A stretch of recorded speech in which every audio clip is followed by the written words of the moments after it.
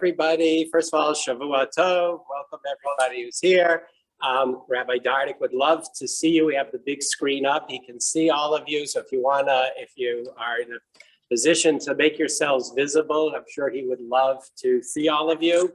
I ask that everybody mute themselves, please, and give your full attention to Rabbi Dardik, whose topic this evening is the complex relationship insights and the complex marriages of the Patriarchs.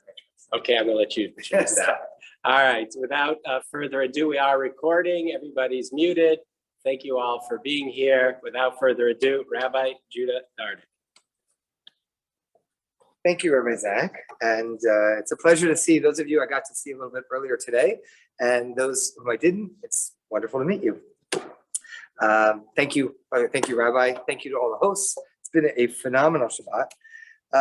This evening's shir and learning is about patriarchs and matriarchs, the avod and imod, and relationship insights from their complex marriages. This is a topic of personal passion to me, a combination of necessity in the rabbinate, seeing the need for help and support to couples, as well as the fact that my wife is a trained counselor. She's a marital therapist, social worker, and we actually did several trainings together.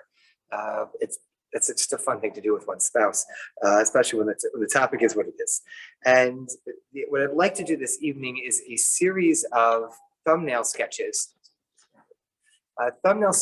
from a larger body of information. I am compiling slowly a list of sources within Jewish tradition that offer insight into relationships and couples. God willing, it'll become a book one day. At this point, I'm somewhere in the 180 some odd sources. So I'm not going to go through all of them today, just all but 5 of them. No, just a few of them to touch on. And to give a sense of where we're going, I'd like to offer you, we're going to have a premise, 2 foundational concepts that we learn from Jewish tradition about thriving relationships and marriage, a framework, and then 3 case studies with the avodim mode, and we'll close from there. So let's start with the premise.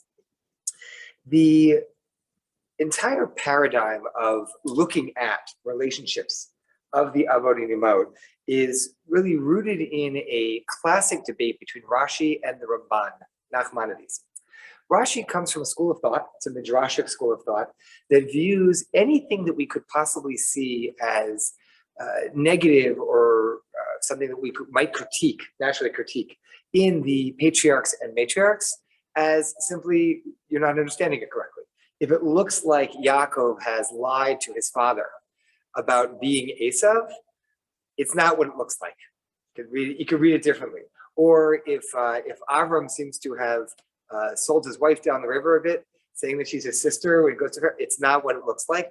All these instances are to be taken in a context of human beings who are the perfect model of all we want to be. And so anything in the Torah that looks otherwise needs to be re-understood. And that is a classic tradition, and there's quite a bit to be learned from it. But the Ramban, Nachmanides, respectfully disagrees. He, on several occasions, he critiques the avod and imod and their decisions, coming from the perspective that these are amazing human beings, people to be admired, and they're human beings nonetheless. And as a result, what we see with them is the work of human beings with flaws who can teach us. They can teach us a tremendous amount. But having that in mind allows for a great deal of learning that can be garnered from looking at them and their lives. And I would say along with that if it wasn't for that, why are these stories even in the Torah? Because why are we taught about the avodim mode and various narratives? The Torah could have been a book of laws, except that the narrative portions are there to teach us much of the subtlety and nuance of what it is to be a human being in the world, in a relationship with Hashem, in a relationship with one another. And so bearing that in mind, we're going to track down the path that's been laid by the Ramban. And so anything I say that is at all critical or observing of challenges in the relationships, to be taken in that context. It's here to teach us, and that's part of really why it's in the Torah, I believe. Now, let's go on to foundational concepts. There are a number of ways in which I believe the Torah's understanding of healthy relationships differs somewhat from Western culture. There's a great deal in our culture that is valuable, much to be learned from. I'm not always sure, though, that reality TV is doing us a favor. And when you think about a program such as The Bachelor, for those of you who are not up to speed on it, I'm happy for you. You've not missed anything. But in short, the notion of lining up 20 people with one who is effectively shopping, one man meeting 20 women, one woman meeting 20 men, and the idea that in a series of a few dates and interactions, they could somehow pick out the person that you would best spend your life with as your partner is, I think, missing something. And it does real damage to our understanding of what healthy relationships and real relationships really are. So two of the points that I think are worth noting that are different in Jewish tradition from the way that it's generally presented in a romantic world of find somebody, enjoy time with them, great, let's move on. Number one is the notion that marriage and really all relationships are about growth. Rashi famously notes that when Hashem creates Adam and Chava, Adam and Eve, puts them together, so she's referred to as Ezer Kenegdo, a helper opposite him. Rashi quotes the Midrash that what does it mean to be a helper opposite? Zacha Ezer, if Adam merits it, if he's a good boy, then Chava will be his helper. Lo Zacha, if Adam has done wrong, Kenegdo, she'll be against him. That is one way to read it. I don't think that is pshat. I don't think that is the straightforward understanding of what the Torah is saying when it says Ezer Kenegdo. Rather, I think that it's more a question of someone can help you by being different than you. Back in the day, so I was raised by a wonderful Jewish mother who taught me that I am unique and special. There's no one else like me on earth. And I bought that narrative. It was lovely. It made me feel wonderful as a little boy. And then I started dating. And I kid you not, I dated one woman. She was wonderful. She was me in a 5'10" blonde from Brooklyn. And it was very odd. We went on a first date. It went great. We met, and first of all, we were both equally late to the date. That was already a good start. And then we started talking. And I found very quickly that basically she could finish my sentences right away. I could finish hers. We liked the same things. We had the same strengths. We had the same weaknesses. We disliked the same things. We got along splendidly. So we went on a second date. We had a great time. It was so natural and comfortable. And we went on a third date. And I realized this is not a good idea because there's a reason I'm very comfortable with myself. I am my own best friend. I like all the things I like. I don't like any of the things I don't like. Any food I'm interested in, great, so am I. I'm fine by myself. But do I really want to spend my life with someone who is exactly me? We're not going to go anywhere. Our strengths will never be really, we'll just be with them, but our weaknesses will never be changed. And we'll have the same flaws and it will simply stay that way. Nothing's going anywhere in this relationship. There won't be any growth. And so we ended up ending it. And I don't know where she is now, and I wish her well. She's likely married to someone quite like my wife, and fine, good for them. But it really didn't make any sense to stay with someone who was effectively me. That's somewhere between useless and narcissistic. Now, so where could we go with this? So the idea that one's spouse, one's life partner, is someone who's there to help us grow. How do they help us to grow? Well, part of the way they help us to grow is by being different. When Rashi says Ezer Kenegdo, a helper opposite you, I think part of what that means is helping you by being different than you. Spouses, partners, friends are uniquely adept at touching all the little sore spots, pressing all the buttons. The buttons are basically, they're there. They were installed earlier on and they know how to find them. But that's part of how we grow. So I'm from a long line of Dardik men with long legs and kind of lightweight on the upper body. No one's drafting me to the OSU football team. My son, actually, the first football player in the family, probably in history. He happened to have gotten the breadth of my wife's family. To go with the height, works well for him. The rest of us, nobody ever asked me to play football. I don't tackle. It's not my sport. Now, if I go to the gym and I hire a personal trainer at significant personal expense, I hire for an hour every week. And that trainer puts me on a treadmill, puts me on an elliptical, puts me on squats, all sorts of leg exercises for 58 out of 60 minutes. And then for the last two says, okay, Judah, let's do some upper body work. That's where I could really use it.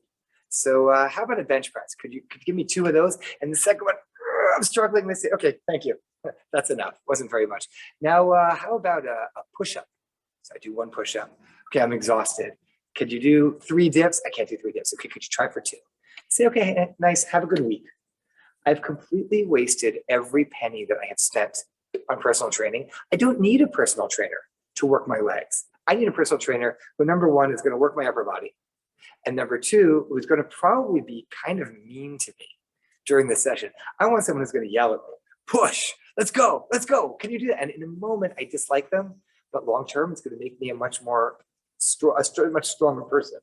Well, if I'm with somebody who in life is just like me, have I really done myself any favors? Will I grow at all? If I'm with someone who's different than me, and it's a magical thing, how we meet people, I love their differences. You're so different than me, and I appreciate that until about 4 minutes after the chuppah, at which point we realize if you could only do things my way, we'd all be so much better off. But okay, that's part of where the evolution starts to take place. The point is that if I want a trainer who's going to find my weak spots and help me to grow, this is my personal trainer. This is my personal trainer as a person, my personal trainer, to work with me, to know me, to find my weak spots and push it along. Now, the Rambam in the very beginning of the 6th chapter of Hilchot Deot, the laws of character, says that the people you hang out with have an influence on you. And so he says that if you have good people to be with them. And if you don't, then you are best off going, as it were, he says, to the desert. Better to be alone than to be with someone who's a poor influence on you, because the people that we spend time with influence our behavior, our attitudes. And so it's pair that with the Rambam in the 2nd chapter of Hilchot Deot, where he says that whatever extremes you go to, you should go to the other extreme to balance out of the middle. So if I am over here and my wife is over here, it will help us both to come to a more balanced middle position. So premise number 1, the goal of marriage in Judaism ultimately is growth. Happiness, a very important byproduct, but it's not necessarily the top of the list. We need first and foremost to grow. Ezer Kenegdo, to be a helper by being opposite and different. Okay. Number 2, we tend to use the word love in our culture about anyone who is helpful to me. A person might say, I love my mechanic. Now, somebody out there loves my mechanic, hopefully his wife. I don't really love my mechanic. He helps me. I appreciate he's there for me. My car goes down, I've got him. Elad is a lovely guy. He's whatever. He's a lovely guy. I don't really love him in the sense of love. I love myself. Appreciate what he does for me. And so when we speak about love, with Dessler in Nichta Eliyahu has an essay about giving and taking, in which he says that we think that we love those who give to us, but in fact, we love those to whom we give. And so ultimately, I appreciate my mechanic for giving to me, but I don't really love him. I love my children, particularly, even the little ones. So, the tiny ones are basically, for the first few months, they're a screaming meatloaf. That's what it is. They don't give me anything, but I give to them. I'm up in the night, I'm taking care of them. And I'm learning and becoming more and more in love with them. And as they grow up, you keep giving. But the notion, he says, that people are created incomplete, and that it's through giving to others that we become more complete as we connect. And so the goal here in terms of love Jewishly has to do more with giving to someone else than the receive. Obviously, you want to receive so that they're given to you, and B, it becomes a more pleasant experience. But it's important to hold that in the background. Now, with those 2 definitional ideas in place, we'll move on to a framework. I would recommend, if you take nothing else out of this lecture, please take the reading recommendation of Rav Soloveitchik's Lo Minena Faith. It is an extraordinary work. It's very, very difficult, not long. It's effectively a long essay that was put into print with wide margins and large print to make it a not very long book, but to make it into a hardcover book. That having been said, it's extremely difficult reading. And most people that I know, intelligent people, read it the first time. don't necessarily get it. Read it a second time, don't know any more Latin than the first time they read it, but somehow it's starting to make sense. And usually on the third read through, it begins to take shape. In the opening of the essay, in framing a great deal of what will come later that we're not going to touch on, the Soloveitchik offers an incredibly insightful analysis into the beginning of the book of Bereshit, of Genesis. There we have chapter 1 and chapter 2. There are two descriptions of the creation of Adam and Chava, of man and woman. In the first chapter, he notes, among other things, that Adam and Eve are created at the same time, number one. Number two, when they are created, they are given a directive. Pru irvu, mil'u ta'aretz v'kivshua. Be fruitful and multiply, fill the earth and conquer it. Conquer it for Soloveitchik does not mean sword and shield conquering. Conquering means that one will conquer nature, build houses that can withstand snowstorms, build labor-saving machinery, figure out ways to fly, to go to the moon. But this is all part of conquering the earth. Now, Adam and Eve are told, be fruitful, multiply, conquer the earth, something they will do. They also don't have any names. They're just called man and woman. Contrast it to chapter 2. Chapter 2 is a completely different story. In chapter 2, all of a sudden, Adam and Eve, first of all, it's just Adam, and he has a name. He is Adam. As Adam, he is lonely. He doesn't have a partner. He reaches out. He looks, first of all, he names all the animals. He's looking around the world. And Hashem says, I will give you Chava. Chava becomes his partner. She also has a name. And there is no directive here whatsoever. They're not told to do anything. They simply are. What's happening? So Soloveitchik said, look, there are those who would say that there are two different chapters because there are two stories and they are stitched together that would fit within the framework of biblical criticism. He says, it's not what I believe. I believe that there are two different dimensions to the marital relationship that are being set up by the Torah here in its paradigm. Now, I would name those. The first of Adam and Eve, he doesn't use particularly inventive names for these couplets. Adam and Eve 1 or Adam and Eve of chapter 1, and Adam and Eve 2 or Adam and Eve of chapter 2. Okay, what are they about? So I would, to try and summarize them, the first chapter is about a utilitarian marriage. Here are two people came along and they don't have names because their personal identity is not particularly relevant in this particular paradigm.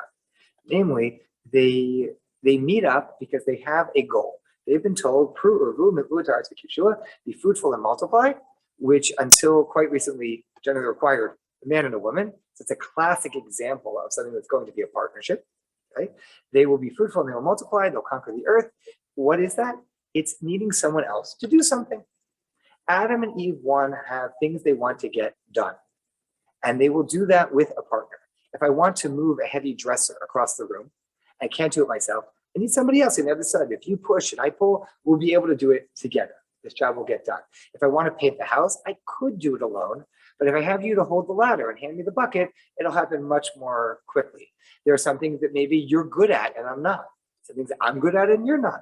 But so to get things done in a utilitarian manner, we will be good partners. And so Adam and Eve 1, he explains, in this utilitarian marriage, they don't have names because it's not about them personally. They do have a directive and they're created at the same time. They're there to work together. Contrast that with chapter 2, says Soloveitchik. In chapter 2, Parak Bet of Bereshit, we're looking at what I would now call the existential companionship relationship. Completely different.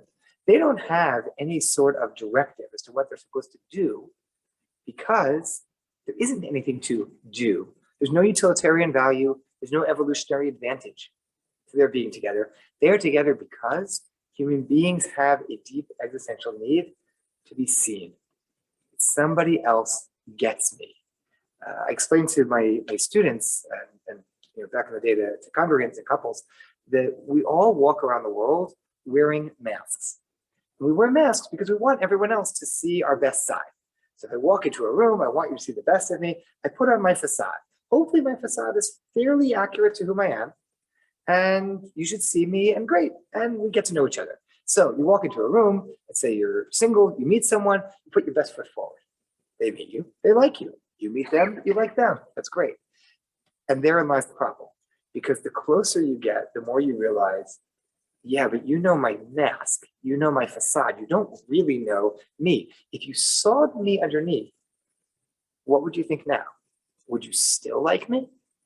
Would you still want to spend time with me? And so something magical happens at a certain point in the relationship. Someone breaks the ice by saying, I can't believe I'm telling you this, but, all right, here we go. And they say something. And if the other person laughs at you, sends it out on email to all their friends or posts it on Facebook or whatnot, you know that person's unsafe and you generally get away from them. However, if the other person says, me too, no, yeah, or hey, that's not such a big deal. You don't think so? No, I don't think so. Oh, or okay, it's not your best side. Here's something I do. It comes to be a bit of a dance. It's a give and take of here are things about me that I don't really show to everyone, but I'm showing you. Here are things that you're showing me. And that is ultimately the heart of intimacy, is showing someone portions of yourself, ways of being that no one else sees. Only you see that. That's having an intimate relationship. And so you see me in a way no one else does. I see you in a way no one else does. And we care about each other and we accept each other. Okay. So what happens? Adam and Eve 2 of Parak Bet of chapter 2, the two individuals, they're named because it's important. He is Adam. She is Chava. They are unique individuals who walk through the world saying, I don't know that anybody really knows the real me. They see me, they see a two-dimensional character. You see me for who I am. That's a totally different level. That's the existential companionship marriage. Now, the outcome of that is nothing with any utility. That's why they're not told, says our Salvation, they're not told you should do this. It's simply about being together and feeling that a human being has seen you and understands you. And it's a deep human need. Okay. With that in the background, we'll move over towards the Avot and Imot with this takeaway. I think of the shtetl marriage as being effectively an Adam 1 style marriage, right? The butcher's daughter and the baker's son, both from Ploitsk. They meet, say, you are a very nice woman. You are a very nice man. We come from similar backgrounds. We have the same values. We always have lived in Ploitsk. We always will live in Ploitsk. What do you say? Very nice. Adam and Eve 2, I'm tempted to compare them to the Las Vegas quickie wedding. Their eyes met across the room. As they moved towards each other, the sea of people split, the moonlight glinting off her hair, and they said, I feel like I've known you my whole life. And that's really a caricature because they don't actually know anything about one another, but they could imagine that they were meant for each other. It can get quite a bit deeper than that, but that's a bit more existential. Now, they each harbor a different fear. Adam and Eve 1 don't want to be alone because if I'm alone, I can't get things done. And I would like to get things done. I can't move that dresser. I can't paint the house. I can't have the family. I just can't live. I can get by, but it's not the same. Adam and Eve 2 are not at all worried about being alone. They're worried about being lonely. And here Slavovich has an amazing line. He says that the loneliest place in the world is Times Square on New Year's Eve. Tens of thousands of people around you, and if you disappeared right now, no one would know, and no one would care. It's an incredibly lonely place. Adam and Eve 2 don't want to be lonely. Adam and Eve 1 don't want to be alone. Move over to the Avot and Imot. If you take a look at the relationship between Yitzchak and Rivka, so first of all, I noted this morning, they didn't meet really before they married. They didn't date. This is picked out based on other relational factors. It is much more that shtetl marriage of Adam and Eve 1. And if you think about what it is that they appreciate in one another, Rivka seems, what is her interest in Yitzchak? What's Yitzchak's interest in Rivka? So first of all, they have a common life goal. And Avram had picked out, right? I'd like somebody from my family with a certain set of family values and so on and so forth. Eliezer adds on to that. He's looking for a personal characteristic, which is a woman of chesed. Good. Okay. So they can meet up, and now she's going to be married to Yitzchak. And when you look at their relationship, so Rivka comes from a very complicated background. I mean, what we know about her brother, Lavan, is Lavan ha'arami, which I'll understand as Lavan ha'ramai, Lavan the liar, and his life is full of trickery. So she has a brother who is definitely not a straight arrow. I did not teach Lavan in 6th grade, but I feel for whoever did. It's a piece of work. right? And when you look at all the conversations happening in the family and the subterfuge and it's a complex group. And Rivka seems quite happy to get out of there. And even while her brother and ostensibly her parents too, although it's interesting, her brother seems to cut in on the text, while her family is negotiating on her behalf and trying to get a better deal, Rivka says, no, I'll take it, I'm out of here. She wants out. And where does she go? To the exact opposite. She goes to a helpmate opposite her. She goes to a guy who is as straight as they come. She marries Yitzchak. And this woman from a complicated background where, you say something at the dinner table and you never know, what do they mean by that? How should I take that? If I do this, how's it going to work out? Can I trust anyone in my family? Marries a man who seemingly, he doesn't lie. It's uncomplicated that way. And it's really in many ways, it's a good compliment for her. It's different. And so she seems to love that straightness. And then you look at which of her children does she favor? She favors Yaakov, who also is the straight arrow. Now Yitzchak, who really does not seem to be very much, he's not a very complicated figure that way, and does not seem to be an outdoorsman. At this point, he's not really going out very much. He's blind. That doesn't mean he couldn't go out, but we don't really see him being a very active figure. Who does he love? Well, he loves Rivka with all her complexity, and he loves Esav because Esav is everything that Yitzchak never got to be. And so he sees in him tremendous potential, even if it may or may not be misguided. And I'll leave that again for another time to look at Yaakov and Esav. Now, look at their marriage. They meet, and the Torah is explicit about it. They meet, they marry, they move into Sarah's tent, so they've now moved into the family home, and he loved her. They did not love one another when they got together. The paradigm of, in this case, Yitzchak and Rivka, right, Adam and Eve one, is not one that has any sense of romance or love in the beginning. It has commitment and a shared goal. They met, they said, you are a good person for me to be with. We will complement each other well, complement with an E. Maybe one day we will complement each other with eyes because we will come to be more romantically in love. But you're good. I won't be alone and you won't be alone, and we have a shared project. And that's how they move forward. In time, Vayerda, he came to love her and the relationship developed. But it wasn't there in the beginning. Contrast that to Yaakov and Rachel. So Yaakov and Rachel, it's one of those moments that if you look in the various Mefarshim, they're all reaching to try to explain how Yaakov meets Rachel. And he seems to kiss her before they even have really any conversation. Certainly a first date. It's not the way we tend to think of the Avot and Imot, but even though, maybe we're making too much in the way of expectations. But the Torah says that he met her, he realized who she is, and it seems to be love at first sight. Yaakov is smitten with Rachel. He is ready to marry her on the spot, so much so that when he ends up married to her sister, he says, okay, well, I wanted Rachel, I'll work another 7 years. He doesn't even seem to bargain with Lava.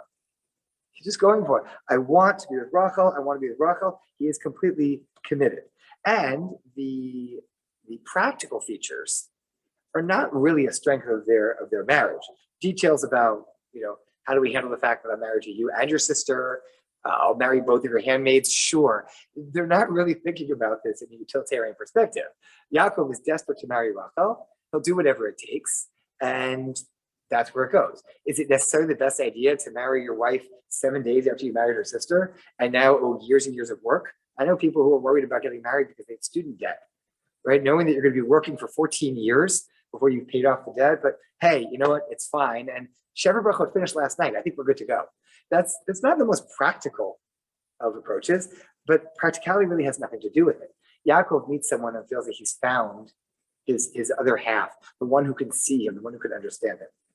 Now, I do believe that both relationships offer us quite a bit to see in real life.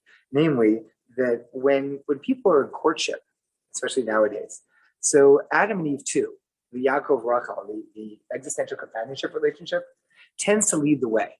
And it's actually one of the challenges that we face, is that two people will meet and they fall in love and they've done this whole dance of showing one another, this is the real me, I don't show this to people, will you accept it? The person says, I happily accept it. And it's an incredible feeling, deeply intimate, and regular life moves on. And regular life is highly mundane and practical and Adam and Eve one oriented, it's utilitarian.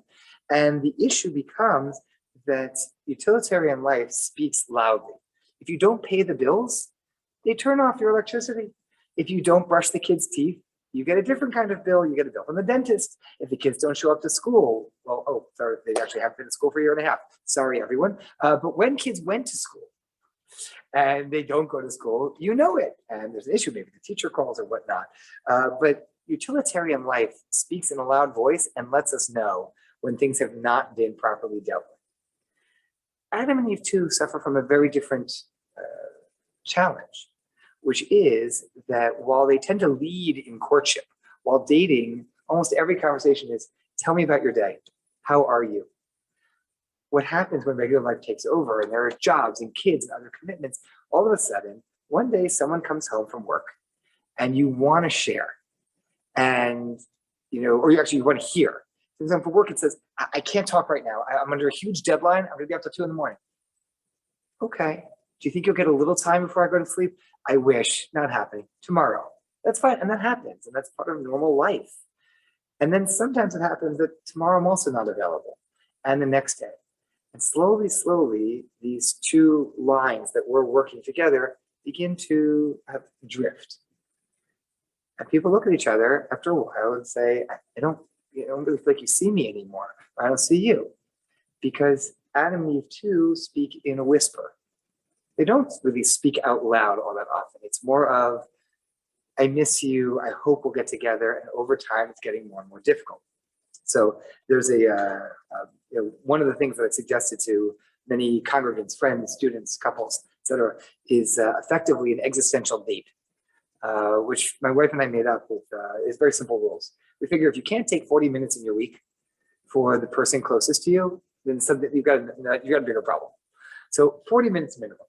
Rules are simple. Each person gets 20 minutes. And what do you share? Or minimum 20 minutes, but 20 minutes. What do you share?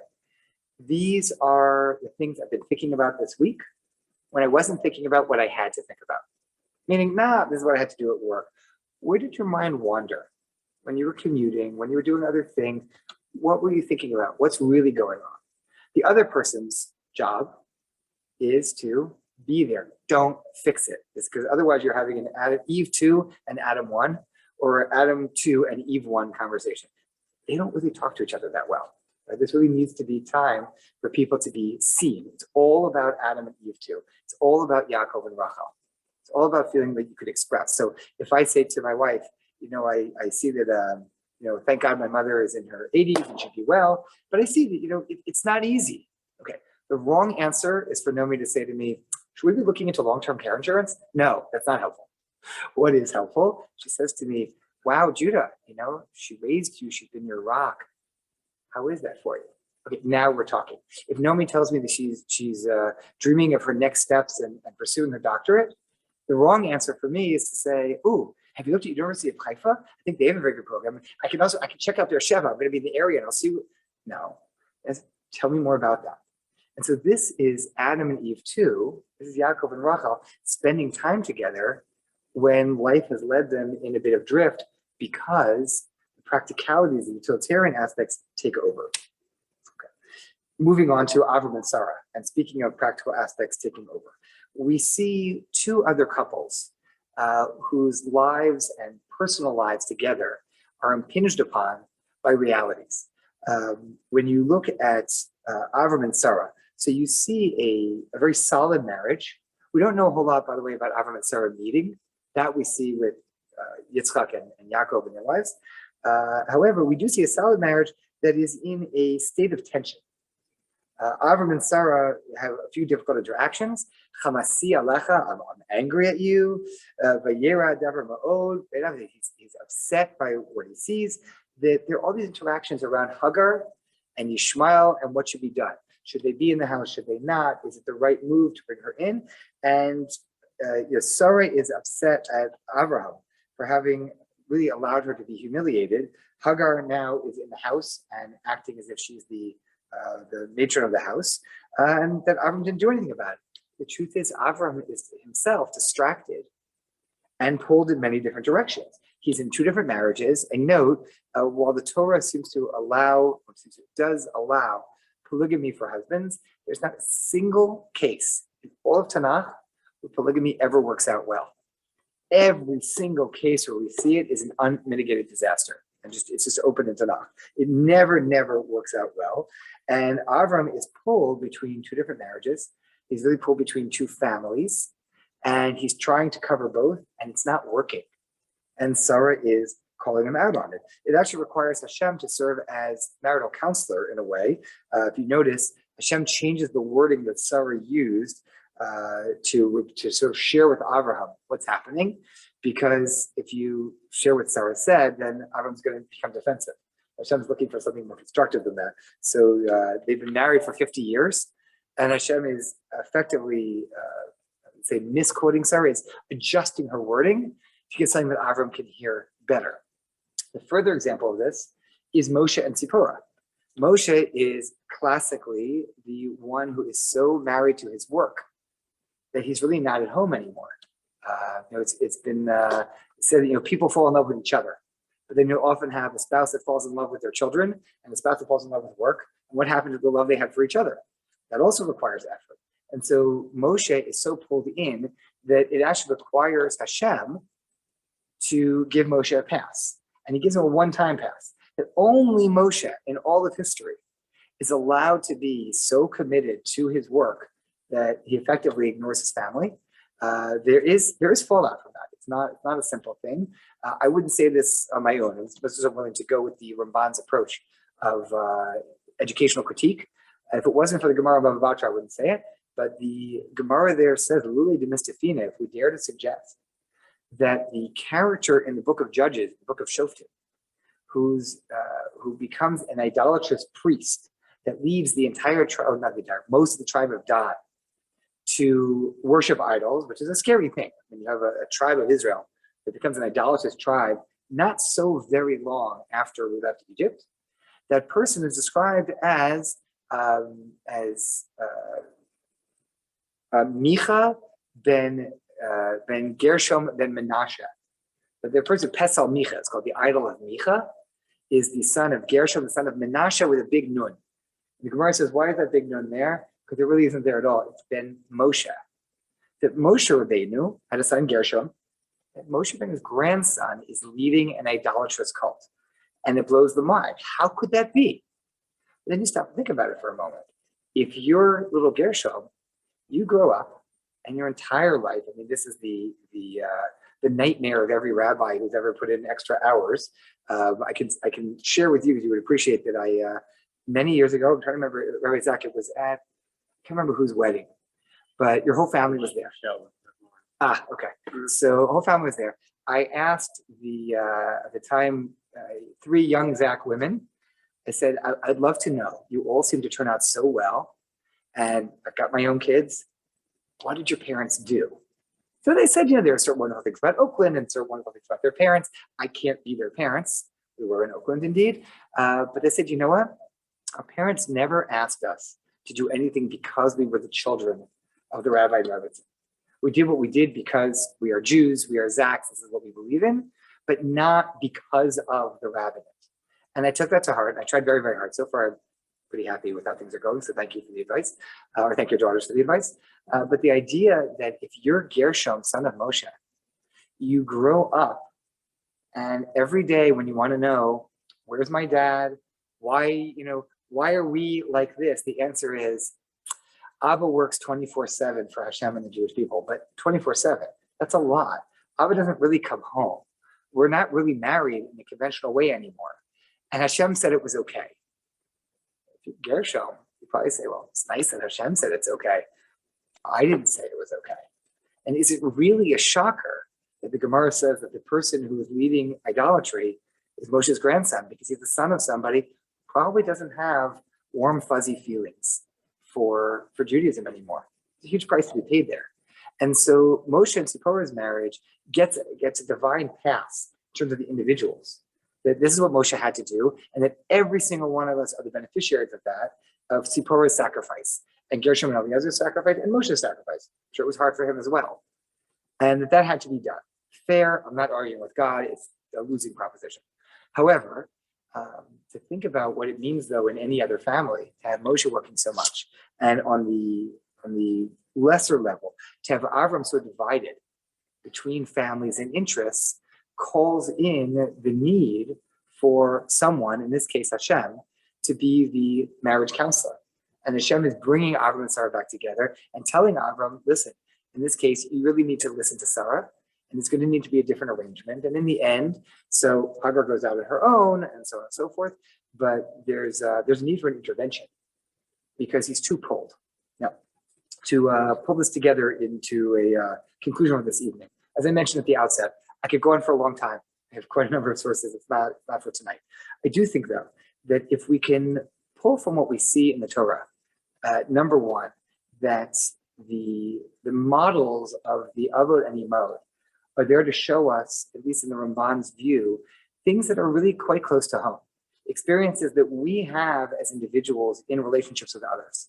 And as we're looking around at the paradigms of what it means to have a successful utilitarian relationship, which can be quite challenging, to find somebody who shares, first and foremost, common goals and interests. Where are we going together? How are we going to get there? And how will we balance each other? And will I be able to appreciate the fact that you're different than me? And that's good, because it helps me to grow. And I want you to be different than me, even though there are moments when I do resent my personal trainer. It doesn't matter. I'm willing to go with it, because the fact that you're different than me is important for us to be able to be successful in moving forward and growing. And at the same time, that I want you to be somebody who's pushing me and looking at the areas where when you find my buttons and you press them, to say, it was sore, but I appreciate it. You help me know there's something there to work on. At the same time, I also need to feel safe enough with you that I can show myself to you, that you won't laugh at me, that you'll see the real me, because that's a deep existential human need. I want to be seen and be in a relationship where I can truly be myself and be valued as me with all of my flaws and all of my foibles, but that you see the real me and I see the real you, because I don't just want a business partner. I want someone with whom I can be intimate, someone with whom I can share, this is where my thoughts really are. And even as drift happens, which is 100% normal, and I tell my students, and I think the adults on this in the shir and in various locations would appreciate this. I say to them, listen, guys, I know I'm going to sound like a wet blanket, but anyone who tells you that you fall in love and you just stay in love, they're lying to you. It's Hollywood. It's not true. Couples fall in and out of love all the time. The successful ones fall back into love quicker and for longer. It doesn't mean that you don't love your spouse when you're not in love. Love her tremendously. Wouldn't want to be with anyone else. But am I sitting gaga and just like dreaming all? No, I'm like doing other stuff. We'll get there. But to keep coming back to the dating in its way, to existential dating, this time around from a set of one, not from a set of thousands, set of one, to say, okay, here we are still in this joint project. We are still each other's best utilitarian partners. And I know that you are the one who can be my best existential partner. I want to be able to date again. I want to show you who I am. I want to show you all those things under the surface that have gotten buried in the last days, weeks, months, while we've been doing other things, because I had thoughts. I just didn't always get to share them with you. I want you to see them because I ultimately want you to see me. I want to be heard. I want to be seen. I want to see you. And together we can move forward and face all the challenges, but it requires the ability to be present that Avram didn't have, and certainly Moshe didn't have.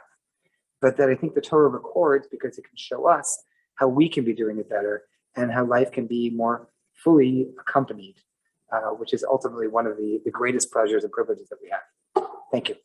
You want to take any questions? Yes. Any questions? Zoom, in person?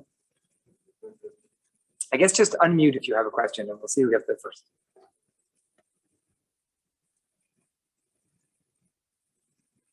So at this point, I usually come to one or two conclusions. Either, actually one of three conclusions. Either I've made the point so well and so clearly that no one has any questions. Two, all those of you with screens off have long since departed from the room and are making some pizza.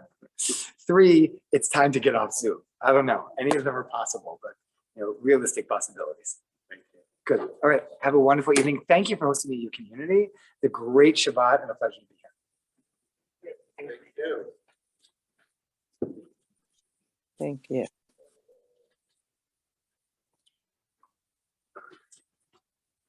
There's, I'll just say that. Thank you. I see information